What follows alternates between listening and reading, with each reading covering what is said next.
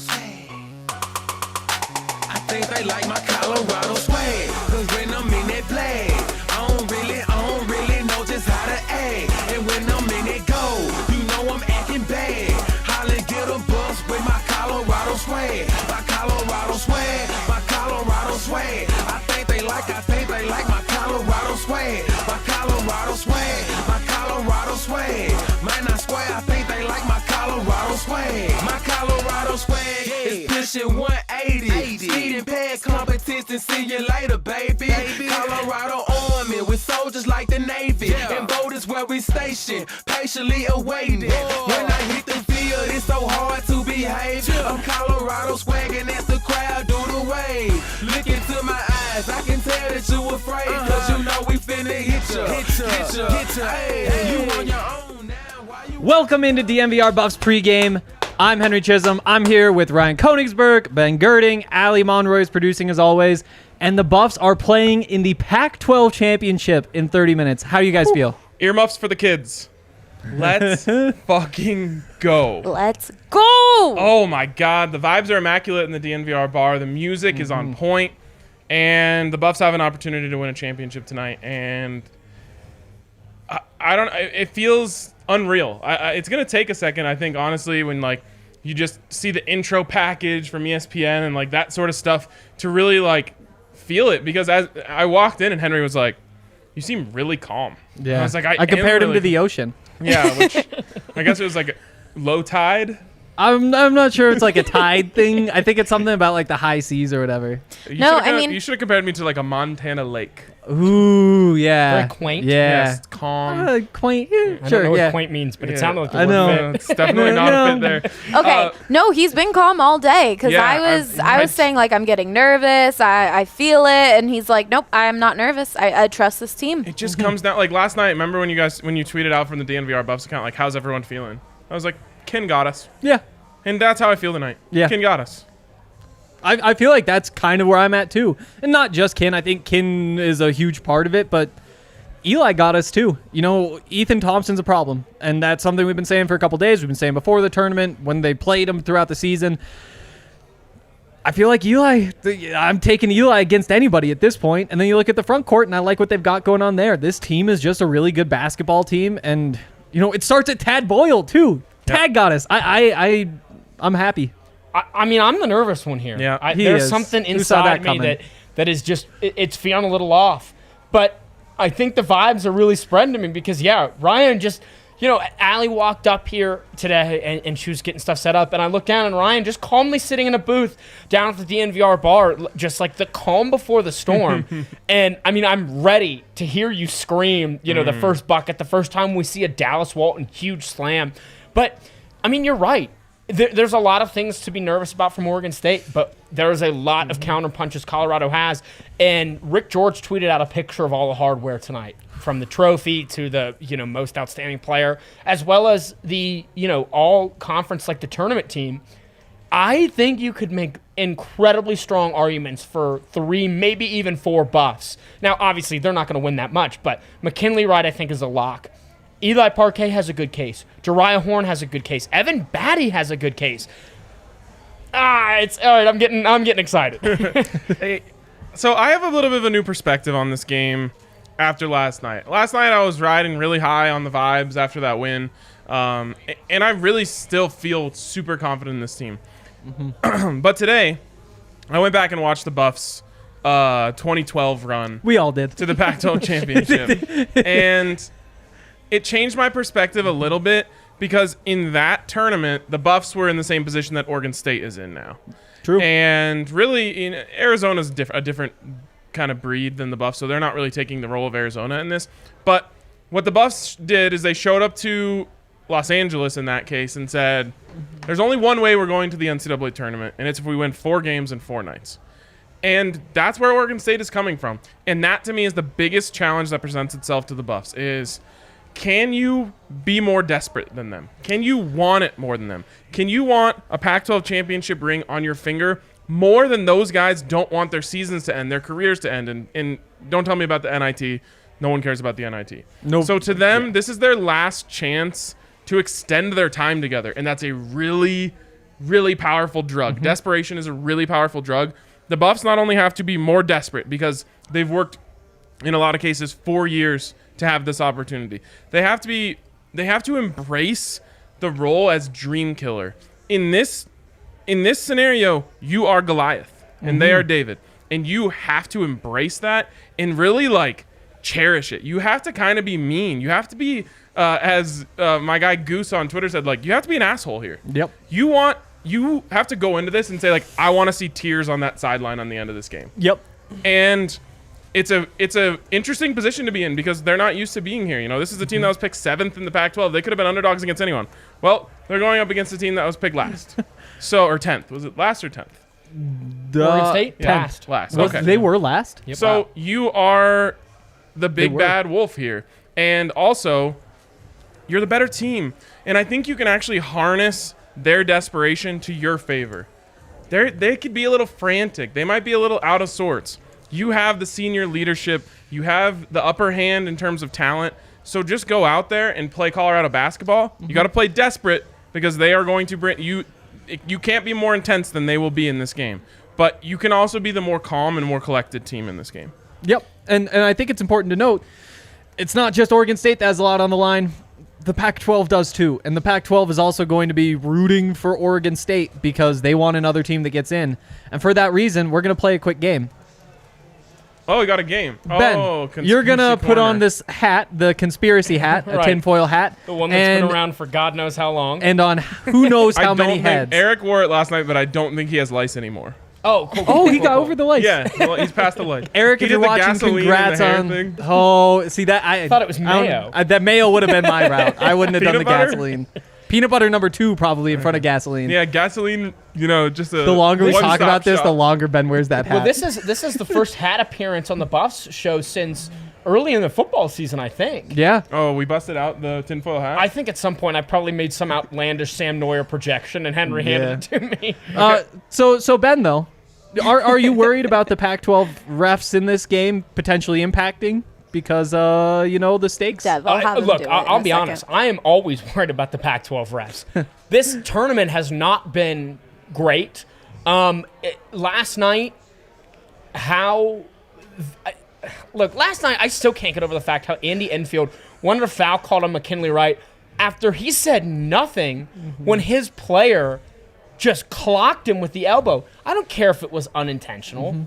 Dude could have knocked Ken out cold. The fact that McKinley came back into that game is just a testament to him, not a testament or a downgrade to his play. You look back on the first day of the quarterfinals when there was 103 fouls called in 2 games. Oregon State was a beneficiary of some of those. I'm not going to go out there and blame the refs just yet, but I will say I had a dream last night. And a dream of another missed goaltending. Oh no. I crap you not. And you can say shit. I don't want to. It was a crap you not moment. No, but No one's ever said that until you just now. so it's a little concerning, but no, I think Colorado has the talent to overcome. RK, you're absolutely right. This is a game about heart. It's about who wants it more. It's about who can go out there and take the opportunity that's in front of you. And if you're Colorado, you need to understand you are the better team. You are the more talented team. But that doesn't mean you're guaranteed a damn thing in this game. Go out there, play your brand of basketball. And you know what? McKinley Wright, go and get yourself a bucket early. Start going soon. Because if he goes out there and drops 20-plus points, look out. Yeah. Yep. I really think that you can kill this Beavers team inside with defense.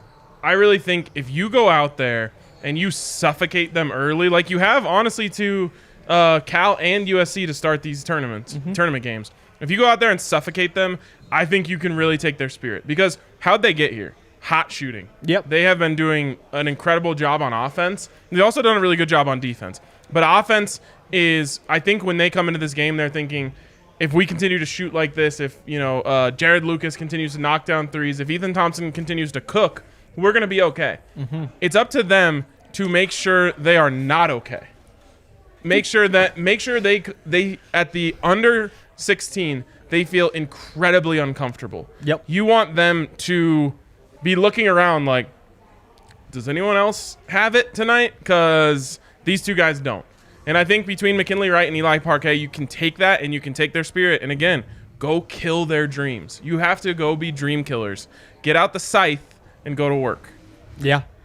Exactly. So I have a fun game that Dev has in the comments, and maybe I'll give you guys a few minutes to think of it. But what would all of you say in a speech to the team if you were Tad Boyle? He specifically is hyped to hear yours, Ben, but I think I want to hear everyone. Is this my Tim Tebow on SEC Network moment when he was trying to hype up Tennessee over Alabama?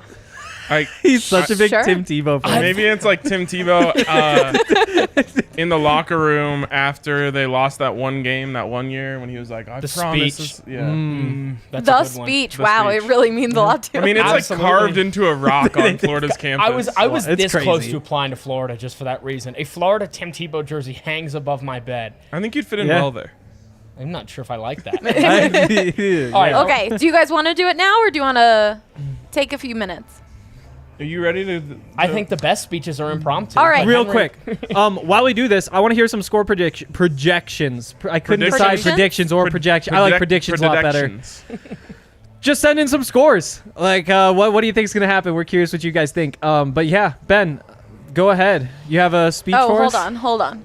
We're gonna zoom in. Oh, on- God. Wow, the production I've value. never had this much attention. You got to go all the way I in. know. Hold on. All right, I was gonna say I don't gonna want to be a zoom part of into a this. weird area Yeah. if I started. When this zooming shows in up there. on, Start like, screen recording. that This, like down this bad might be Twitter famous. account. Ryan doesn't want to be in the side. Yeah, I don't want to be. All right. Not associated. Ready, All right, Ben. we're ready.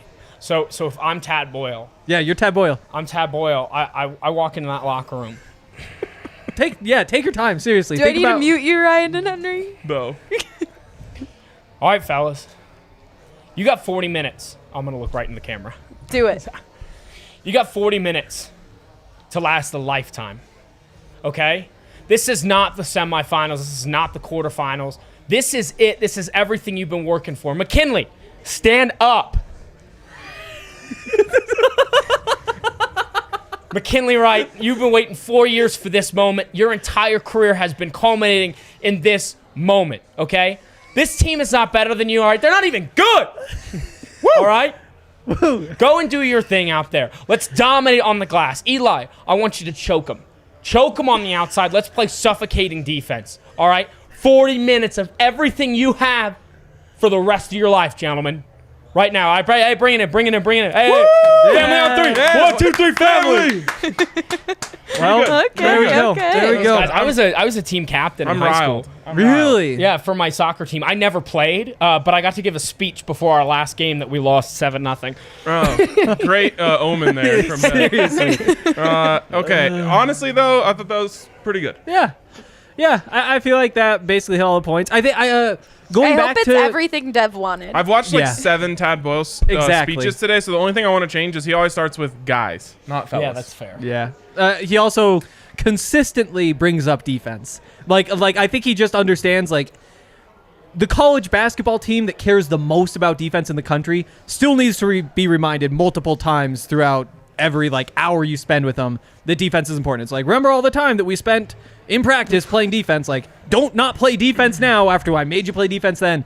Hammer home the defense. Hammer home the importance of the players who came before you. You know, I'm sure that he's talking about Tyler Bay tonight. And the fact that Tyler Bay didn't get the chance to do this, even though he was a huge part of this era of Colorado basketball. He's going to talk I'm about how not bringing Tyler up your brother's didn't have a comment. chance to play in the actual March Madness NCAA tournament. I think that is a huge piece of all this is the people who didn't get to do this, and that is the motivating factor. I completely agree. And again, watching that 2012 run today, there was a quote from Carlin Brown after they won the championship, and he said, like, we built this program on defense and rebounding. And I loved that, like, we built there was something special about that, because they did. You know, they were a big part of why the Buffs are here today. Like, that team helped propel Colorado basketball into what I think is its golden era, and unfortunately the golden era hasn't bore that much fruit. I think I've used the right word I like there. what you said. But you know, they did build this program on defensive rebounding, and Tad Boyle built this program on defense and rebounding. And I firmly believe if they go out and do those two things tonight, they will win this basketball game. And it's that simple. It really is that simple. Lock down on defense, rebound the basketball. You will win because you have a lot of natural talent on the other side. You will make shots. McKinley will make floaters. Jariah Horn's going to make some threes. I love that And guy. this team is going to score enough points to win this basketball game as long as they defend and as long as they rebound.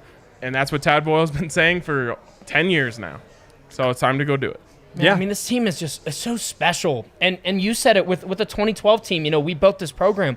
It feels the exact same. Guys like Evan Batty, Dallas Walton, McKinley Wright, Deshaun Schwartz. They've been here. They've been putting in the hours in and just getting ready all for this moment, you know? McKinley Wright, yes, we know he's never played an NCAA tournament. And it's going to be great to see him on that stage.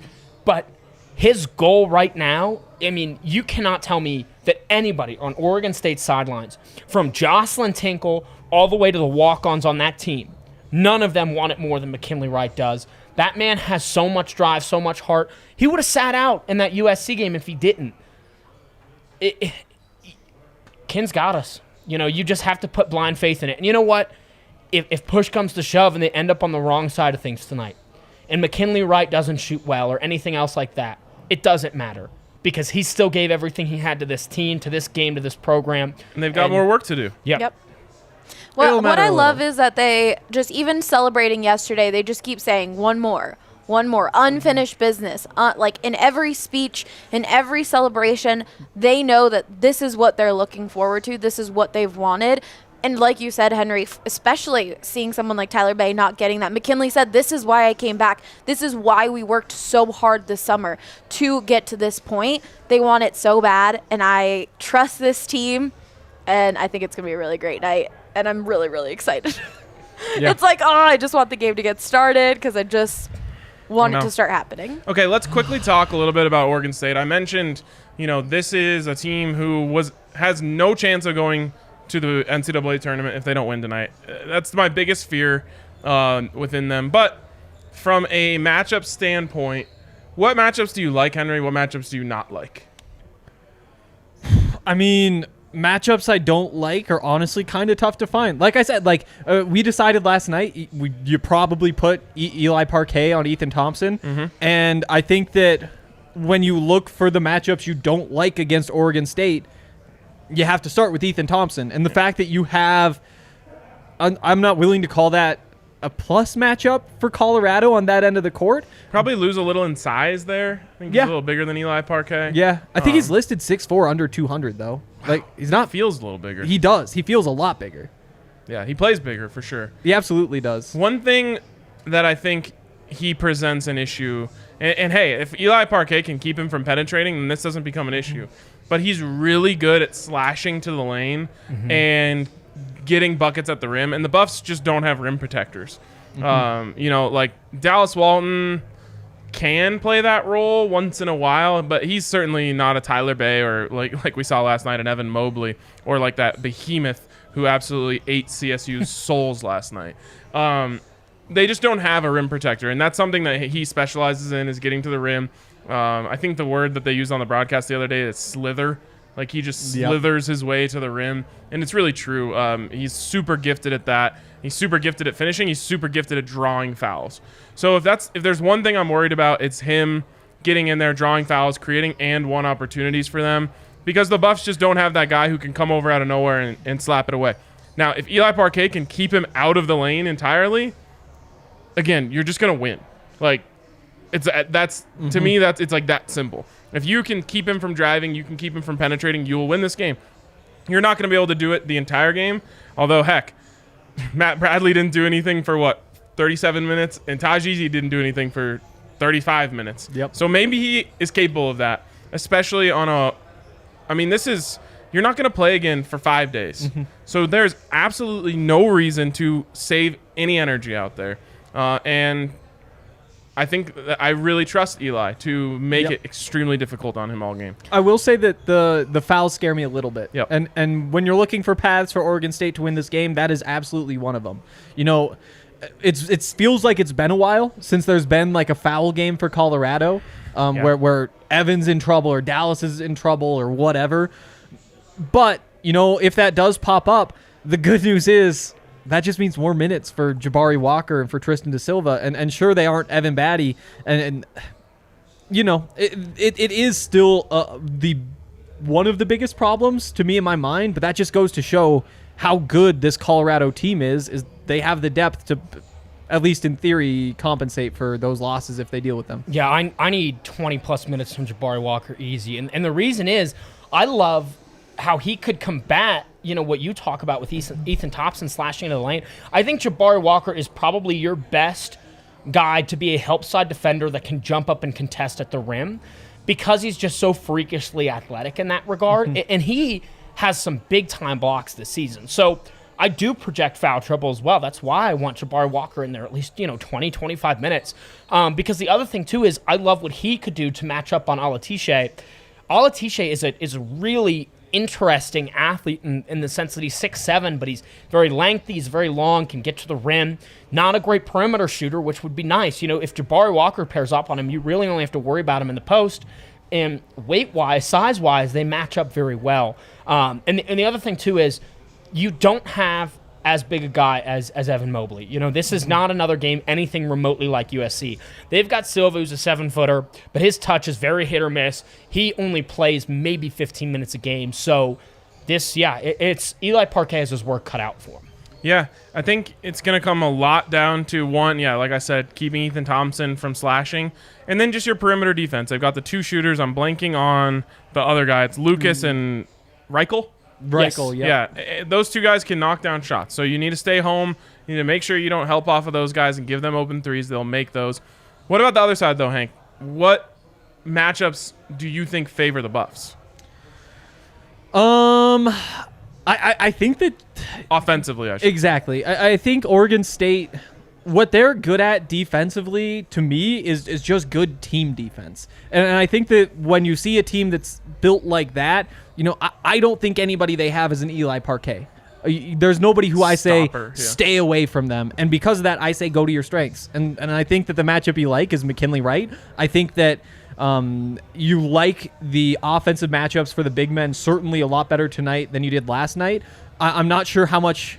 I don't know. It'll definitely help guys like Evan Batty and Dallas Walton. Yep. I think that it helps guys like Jabari Walker and Tristan Da Silva just a little bit more because they did seem like they were outmatched. I think when you have a guy like Evan Mobley, who is very good, very talented, but also young, veterans like Jeriah Horn and Evan Batty, they've seen guys like this before. And they know the strengths, they know the weaknesses, they can make that guy take tough shots. That's not something that Jabari Walker has learned yet, is how to take advantage of the one and done who's just a freak athlete, but doesn't have every tool in the bag. Tonight's going to be a little bit more straightforward, more like some of the other games he's played. I think that's why he has a lot more potential to score a lot more points.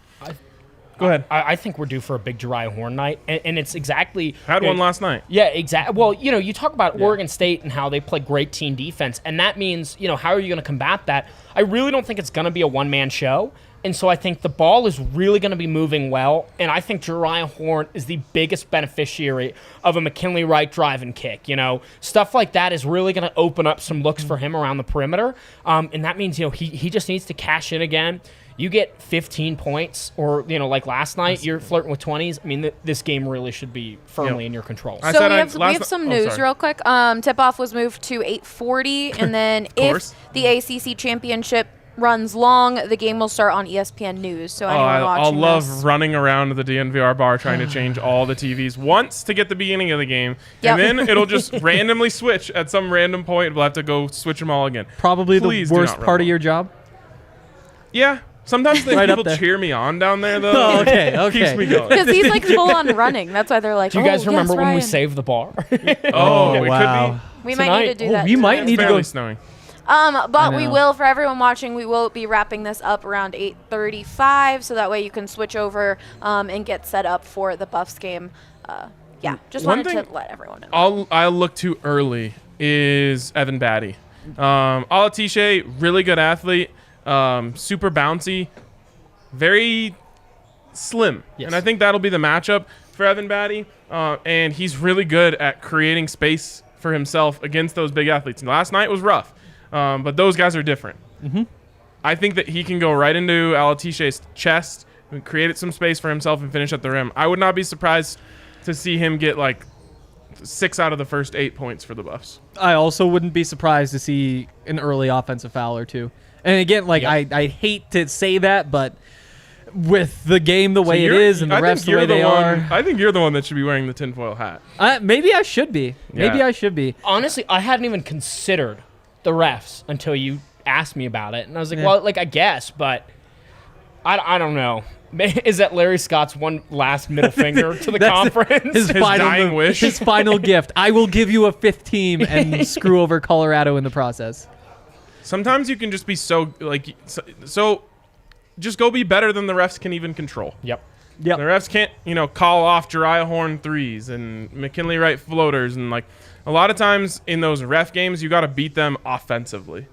And I expect them to beat them defensively, but the refs unfortunately have a lot of control in that area because you can call a foul on damn near every possession in a basketball game on one end. Yeah, I mean, it's just like offensive lines hold on every play in football. It's just whether or not you do it egregiously enough to get called. Yeah. So you have me a little worried, Hank. But that just means you're going to have to go play better on offense to a point where it just doesn't matter. Like if you blow them out, the refs aren't going to matter. Exactly. And, I think that there are a lot of ways that this game could go really well for Colorado. If Evan Batty does go and just score 6 of the first 8 points, like you said, you feel really good because those are consistent points. If you're scoring in the paint, for the majority of the game, I think you expect to continue scoring in the paint. If you aren't scoring in the paint, then you don't love it, but can Jariah Horn make some shots? Can Kin make some shots? Can Kin get to the basket? Maybe you're not necessarily scoring in the paint because of post moves, you're driving, slashing, all that kind of stuff. There's just so many things that can go well for Colorado in this game that I don't want the offensive fouls or like the potential for the offense to just go cold in the way that it has early in games to really scare people just because Colorado's going to be in this game late unless things go horribly wrong, but I think they also have the potential to pull away. I think the tone for this game, you're going to know it by the under 16. Whether or not it's going to be a loose whistle, whether or not teams are going to be hot, or whether we see a Cal game where it's like 7-2 and it goes to the under 16 before the under 12 before the under 16, you're going to know early on. And that's at least exciting to know. It's not like you're going to have to really wait until after halftime.